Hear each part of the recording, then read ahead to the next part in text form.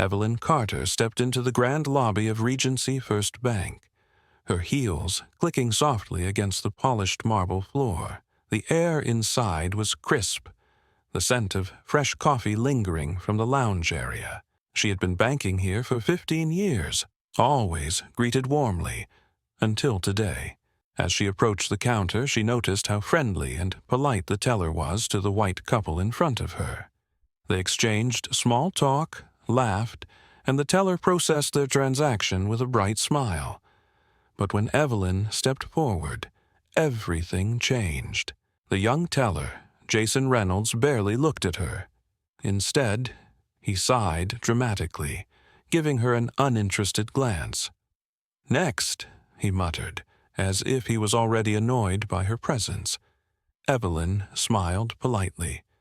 "Good morning. How are you?" Jason scoffed. "Are you sure you're in the right place?" His tone was cold, dismissive. A few heads in the waiting area turned toward them, sensing the tension. Evelyn kept her posture straight, refusing to let his condescending attitude get to her. She took a deep breath, keeping her voice steady. "Yes, I'm sure. I need to make a withdrawal." Jason smirked, shaking his head. "I'll need extra verification." Evelyn blinked. "Excuse me?" Why is Jason treating her differently? Will Evelyn let this slide? Jason didn't answer her question. Instead, he tapped his fingers on the desk, looking impatient. "Bank policy. We have to be extra careful these days. Fraud is common." Evelyn furrowed her brows. She had seen the previous customers breeze through without issue. No extra verification. No unnecessary delays.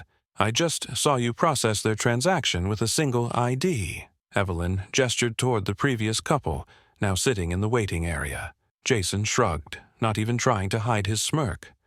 Things change. Evelyn glanced behind her. The line had grown. Customers murmured, sensing something unfair was happening. A few whispered to each other. Still, Jason continued. "I'll need 2 forms of ID, proof of employment, and a second signature." Evelyn narrowed her eyes. "That's not standard policy." Jason leaned forward, lowering his voice slightly. "Look, lady, just follow the rules or take your business elsewhere." Evelyn exhaled slowly, keeping her composure. She had faced this kind of treatment before, but today she wasn't going to stay silent. She straightened her posture, ready to speak the words that would make the entire bank freeze. How will Evelyn respond to this blatant discrimination? Jason leaned back in his chair, crossing his arms, a smug expression on his face. He made no effort to hide his disdain. "We have to be careful. Fraud is common," he repeated, as if that explanation justified his behavior. His eyes flicked to the line forming behind Evelyn, as if silently pressuring her to just give up and leave. Evelyn could feel the weight of every gaze on her. Customers whispered to each other, some shaking their heads. A few had seen the entire exchange. They knew this wasn't about bank policy. This was about something else. Jason clicked his keyboard at a painfully slow pace, deliberately stretching out each movement. The printer whirred, then paused. He pretended to double-check numbers, dragging out the process even more. It was a humiliation tactic, a power move. Evelyn's eyes scanned the room, taking in every detail. An older white gentleman had just been helped at the counter next to hers. No extra verification, no extra steps, no suspicion. Just smooth, efficient service. She exhaled slowly, pressing her palms against the counter. She had a choice. Stay quiet and let this slide like so many times before, or speak up and make it clear that she would not be treated this way. Her voice was calm, but firm. "So, let me get this straight. Because I'm a black woman, I have to prove I belong here." The bank fell silent. Jason's smug smirk faltered for the first time. How will he respond? Will anyone in the bank step in? Evelyn took a step closer, her voice steady but sharp, ensuring that everyone in the bank heard her. "I've been banking here for 15 years. She let the words hang in the air, watching Jason's smirk remain in place, but the people in the lobby had begun paying full attention now. An older woman at the waiting area raised an eyebrow. A younger man in a suit leaned slightly forward, his curiosity piqued. Jason, still acting indifferent, shrugged, rolling his eyes slightly. Well, things change. Evelyn exhaled slowly, her patience hanging by a thread.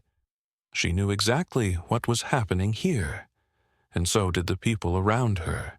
Jason's behavior wasn't about bank policy, it was about power, control, and an assumption that she would back down. But today, that wasn't going to happen. Without another word, Evelyn reached into her handbag and pulled out her phone. She wasn't going to argue. She wasn't going to waste time convincing him of her worth. The second Jason saw her scrolling through her contacts, his smirk faltered, just slightly. Evelyn, still calm, tapped her screen once and then lifted her head. "I'd like to speak to Mr. Harold Jennings, your regional director." The room went dead silent.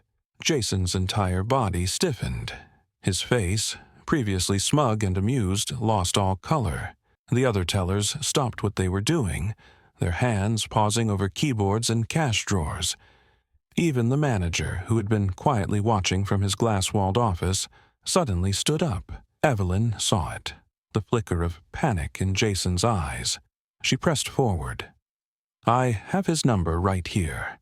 Should I call, or would you like to explain to him why a loyal customer is being treated like a fraud?" Jason's fingers twitched on the keyboard, as if trying to find an escape. He swallowed hard, his throat bobbing slightly. The murmurs in the bank grew louder. A man near the entrance, who had been scrolling through his phone, lowered it completely, watching. A couple sitting in the waiting area whispered to each other, shaking their heads. Even the security guard, usually still and uninterested, shifted his stance. Jason glanced to the side, looking for backup, but none of his coworkers came to his aid.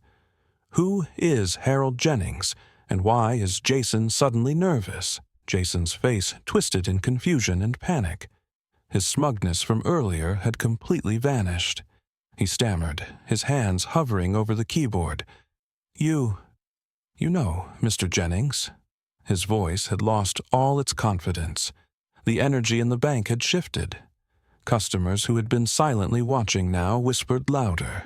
Employees were frozen in place, waiting to see what happened next. Evelyn didn't raise her voice. She didn't even look angry. Instead, she let out a small, knowing smile, one that said she had been through this before and knew exactly how to handle it. "Know him," she repeated, tilting her head slightly. "Jason, I work with him." The reaction was instant. Gasps rippled through the bank. A woman in line put a hand over her mouth.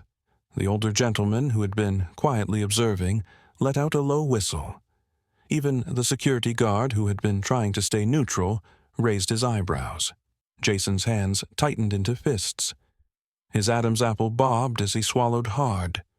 He had messed up, and he knew it. Suddenly, the glass office door flew open, and a middle-aged man in a navy suit hurried toward them. He had clearly been watching the entire exchange from his desk, and now that he heard Evelyn's name, he moved quickly. "Mrs. Carter," the man called, his voice filled with urgency and respect. "Is everything all right?" Jason's head snapped toward the voice. His eyes widened in horror. The bank manager. The crowd stared in shock. The whispers in the room grew louder. People were realizing that this wasn't just a customer. It was someone important. Jason blinked rapidly, struggling to keep his composure. Just minutes ago, he had treated Evelyn like an inconvenience, like she wasn't worthy of basic respect. Now she stood in front of him as someone powerful, someone with connections. Evelyn didn't respond right away. Instead, she turned slightly toward the manager, her posture still calm, but commanding. She wasn't finished yet. What will the bank's response be? The bank fell silent. All eyes locked on the tense confrontation unfolding at the front desk. The manager, still visibly shaken, turned to Evelyn with an apologetic expression. "Mrs. Carter, I sincerely apologize. This is not how we treat our customers." Evelyn remained composed but firm. "I would hope not," she replied, "because what I experienced today was unacceptable." Jason shifted uncomfortably, feeling the weight of the attention now pressing on him. He could already tell he was losing this battle, but he wasn't about to go down quietly. "I was just doing my job," he muttered, crossing his arms. "We have strict policies in place." Evelyn raised a single eyebrow. "Strict policies? You mean policies that allow you to humiliate loyal customers while treating others with respect?" Jason opened his mouth to argue, but Evelyn didn't give him the chance. "Let's check the security footage." The words hit him like a brick wall. The entire bank reacted instantly. A woman near the counter let out a small gasp. A man in line nudged his friend, whispering, "He's done for." Even the security guard, who had been standing at attention, shifted slightly, knowing this was about to get serious. Jason's face turned pale. His confidence crumbled as he realized there was no way out. The bank manager straightened his tie and gestured toward one of the back offices. "Jason, step aside." His voice was clipped, professional, but filled with disappointment. Jason hesitated, glancing around as if searching for someone to defend him. No one did. "Now," the manager repeated. Jason swallowed hard and slowly walked away, his footsteps heavy, his face blank. The manager then turned back to Evelyn, his expression grave. "You're dismissed. Immediately." A ripple of approval swept through the customers in the bank. A woman nodded approvingly. A man near the exit murmured, "About time." Even a younger employee at a nearby desk gave a small, satisfied smile. Jason, now fired, stormed toward the back office, his head down. His arrogance had vanished, replaced by the harsh realization of his mistake. Evelyn exhaled, but she wasn't done yet. Will Evelyn take further action? Evelyn remained still, her sharp gaze locked on the branch manager.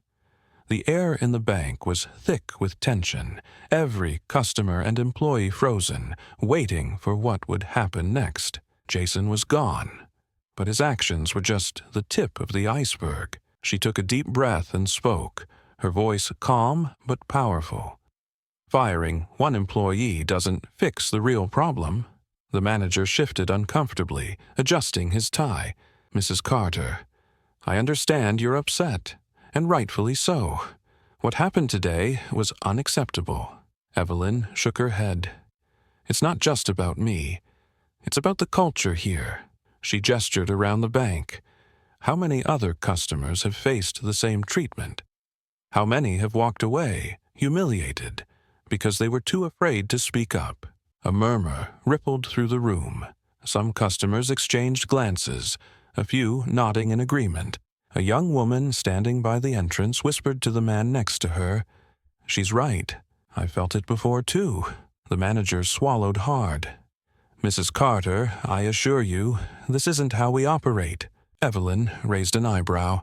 "Isn't it?" The bank fell silent again. The tension in the air was palpable. Everyone knew Evelyn was right, but no one wanted to admit it. She continued, her tone steady. "Respect shouldn't be something customers have to fight for. It should be given freely to every single person who walks through that door." The manager hesitated before nodding. "You're absolutely right." He turned to the rest of his staff who were still watching in stunned silence.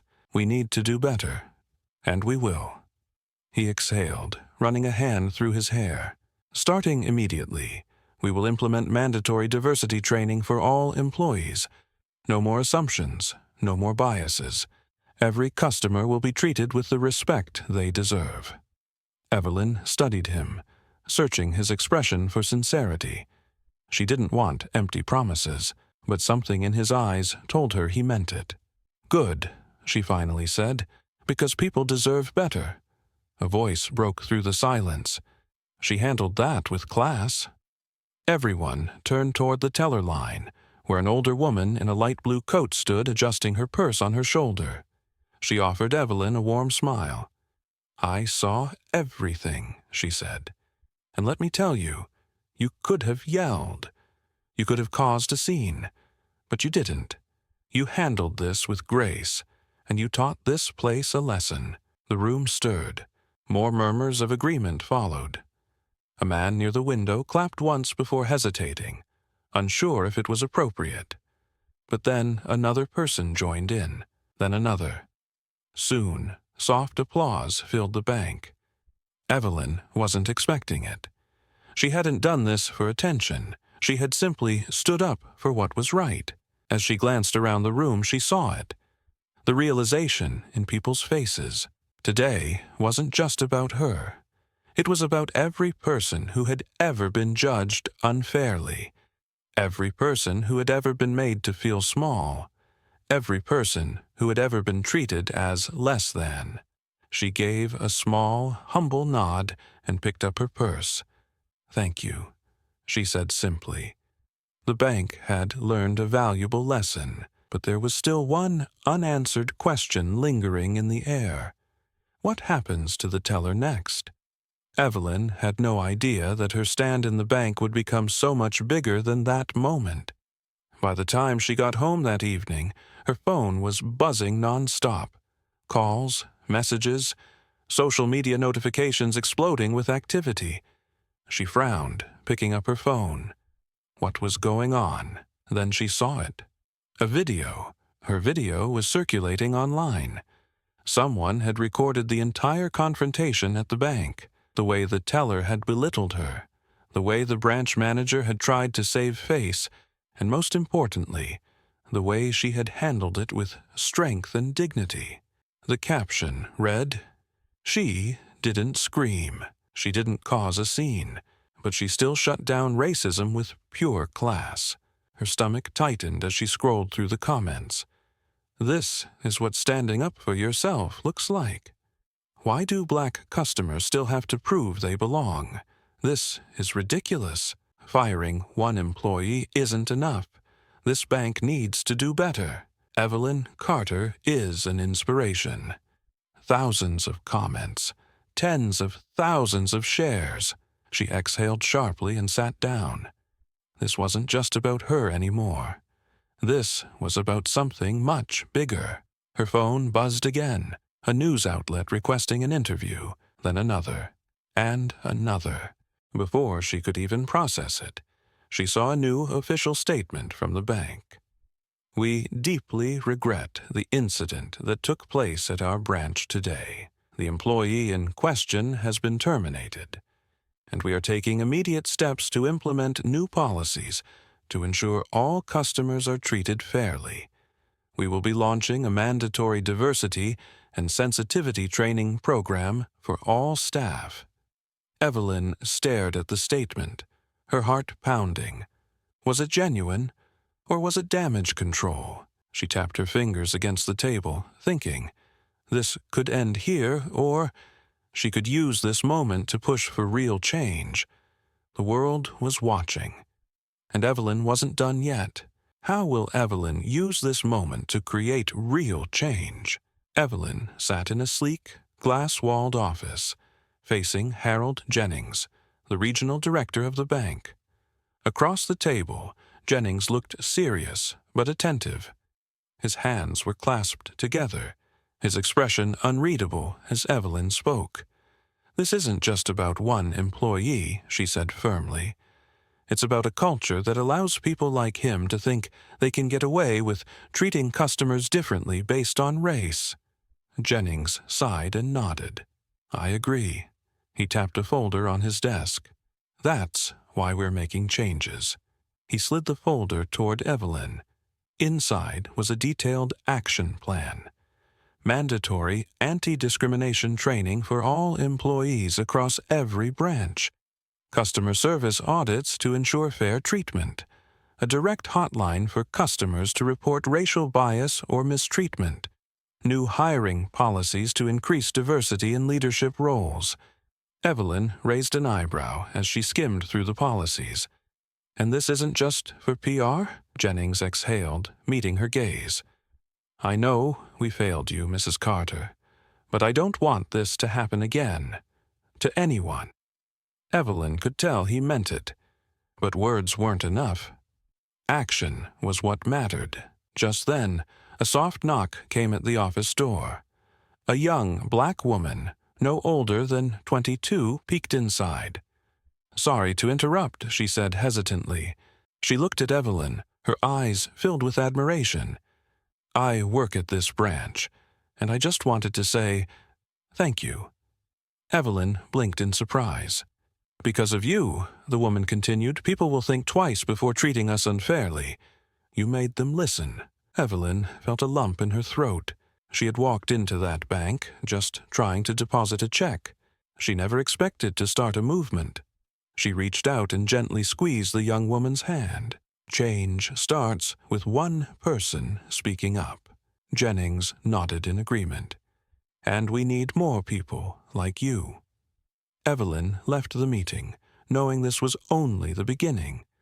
Will other businesses follow this example? Evelyn stood outside the gleaming glass doors of the bank, staring up at the place she had once trusted.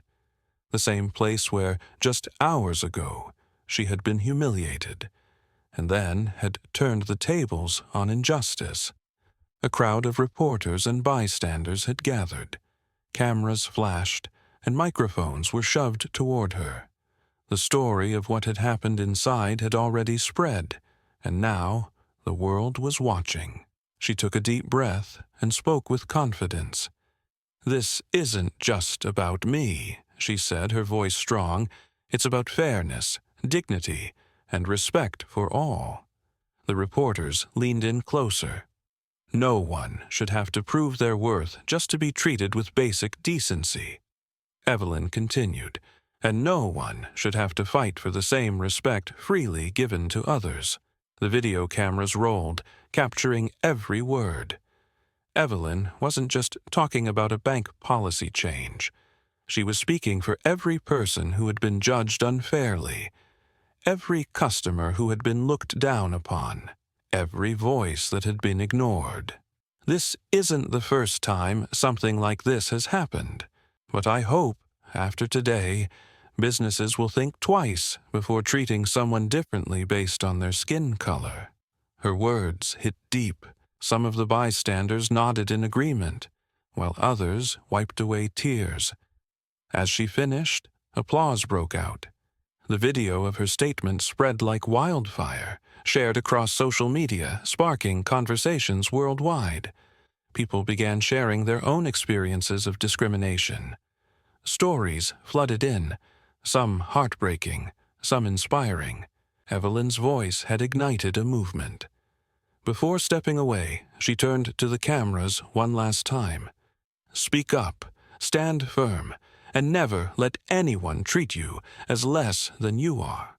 She walked away, her head held high, knowing that this moment was bigger than her. Because change always starts with one person brave enough to speak the truth.